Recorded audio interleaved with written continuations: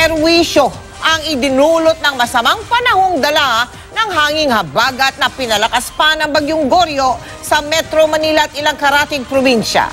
Lampas tao ang baha sa ilang lugar, kaya ang mga merong mga nagbangka. At yung iba naman, nag-swimming na lang.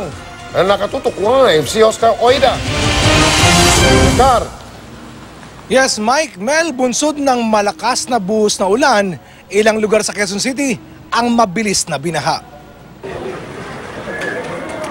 Literal na lumalangoy na ang ilang residente ng Gumamela Street, Roas District kaninang umaga. Ang baha kasi dito, umabot lagpas tao, bandang tanghali kanina. Gaano ba kataas yung tubig? Nakatayo ka ba? Hindi. Nagpas tao. Nagpas tao pa. Ano yan, lumalangoy ka, nakatayo? Lumalangoy.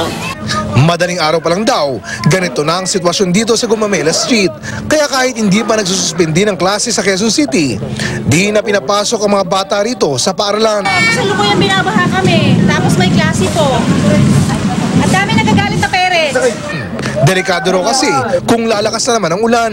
Yun nga lang, imbis na manatili sa loob ng bahay, ang ilang mga bata nagtampisaw sa baha. Gusto maligo, sanay na kasi. Kasi pagka umulan, palaging bahay. Dito sa Gumamela, walang pinipili ang baha. Maliit man o malaki ang bahay mo, pag bumuhos ang ulan, lubog ka.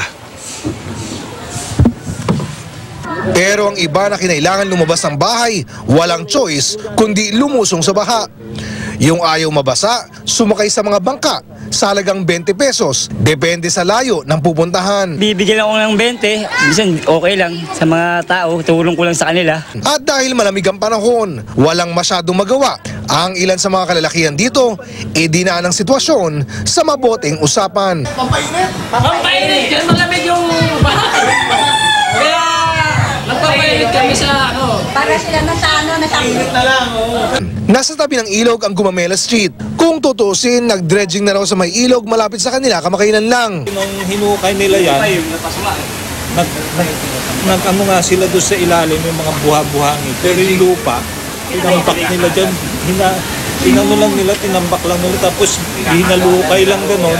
Pinalubog uli yung lupa dun sa, sa ilog. Sa may Calamba Street naman sa Barangay Salvacion, gutter deep ang baha hanggang tanghali kanina. Ang kahabaan naman ng Araneta Avenue malapit sa Santo Domingo, kinailangang isara dahil sa taas ng baha na umabot hanggang binti. Ilang truck lang ang nakakayanang makaraan.